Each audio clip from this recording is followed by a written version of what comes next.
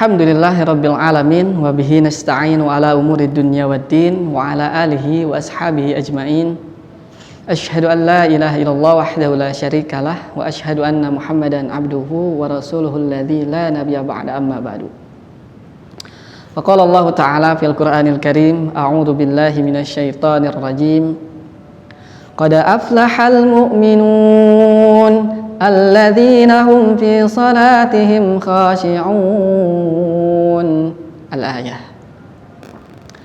Hadirin yang dimuliakan Allah Subhanahu wa taala, pemirsa sahabat SDIT Istiqomah yang dimuliakan Allah Subhanahu wa taala, alhamdulillah di detik ini Allah masih perkenankan kita, berikan kesempatan kita sehingga kita masih diberi kekuatan untuk menjalankan aktivitas keseharian kita.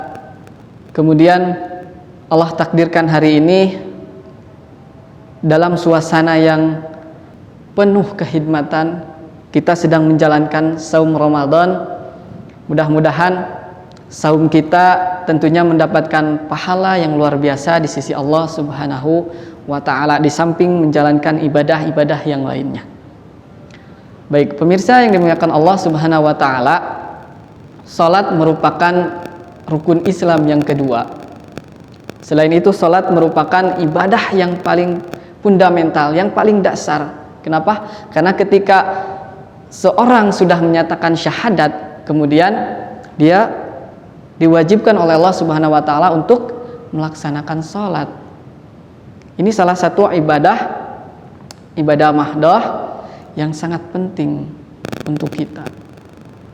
Kemudian berkaitan dengan salat, tentunya ketika kita beribadah, tentunya banyak sekali gangguan, banyak sekali hambatan, banyak sekali tantangan yang akan kita hadapi ketika kita akan melaksanakan ibadah, ketika kita akan melaksanakan salat.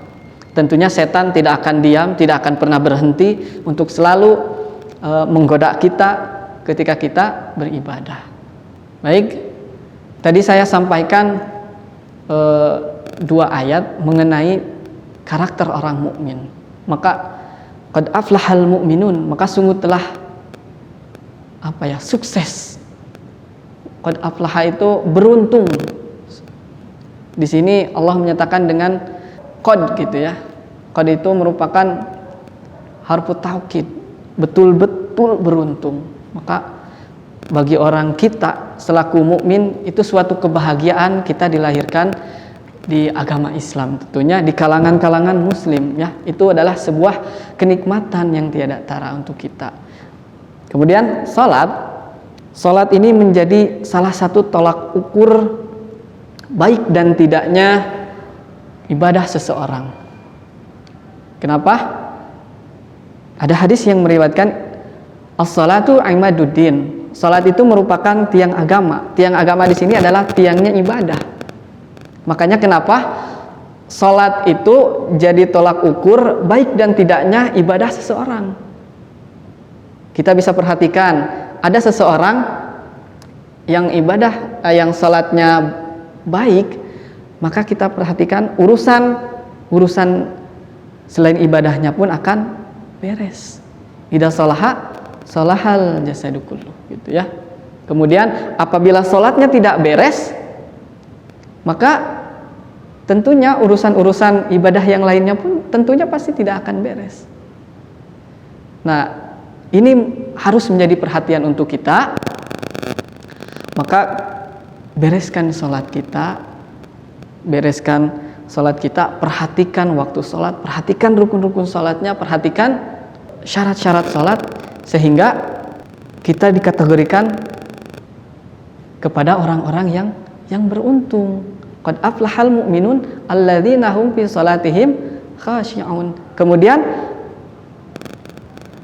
karakter orang-orang yang mukmin itu adalah ketika orang yang salat tapi salatnya khashi'un. Seperti apa khashi'un itu? Mungkin kalau secara bahasa khashi'un itu adalah khasyi'ah itu takut. Tapi bukan hanya menghadirkan rasa takut ketika salat. Makanya kenapa para ulama memberikan gambaran pahala orang yang sholat itu ternyata akan berbeda-beda presentasinya. Ada yang 10/10 per persennya itu ternyata berbeda. Kalau dipresentasikan dari 10 sampai 100, mungkin sholat kita di bawah 100. Mungkin ada yang 50, 30, bahkan mungkin ada yang 0, disiksa oleh Allah Subhanahu wa taala. Mereka mengerjakan sholat, tapi ternyata sholatnya itu disiksa. Kenapa? Karena tidak memperhatikan waktu, rukun sholat, dan syarat-syarat sholat. Tidak memperhatikan wudunya, tidak memperhatikan bacaan-bacaan sholat. Sehingga termasuk ke dalam kategori si pencuri sholat. Jangan sampai seperti itu. Mudah-mudahan kita tidak termasuk orang-orang yang sholat tetapi kita rugi, ya. Nah, itu yang pertama. Nah, kemudian bagaimana supaya sholat kita khusyuk? Nah, ada tipsnya. Pertama, ada 3T, ya. 3T itu pertama, T pertama tumakninah.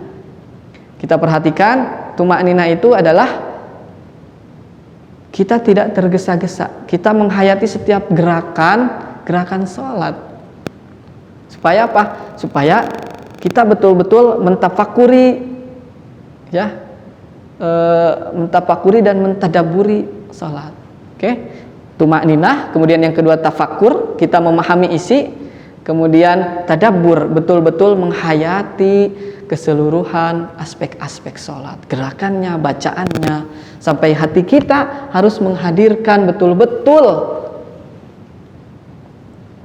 seolah-olah kita ini langsung berhadapan dengan Allah.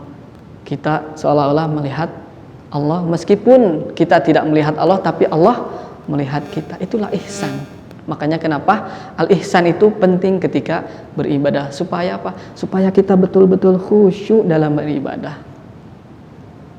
Nah, itu 3 tips bagaimana supaya kita khusyuk dalam beribadah.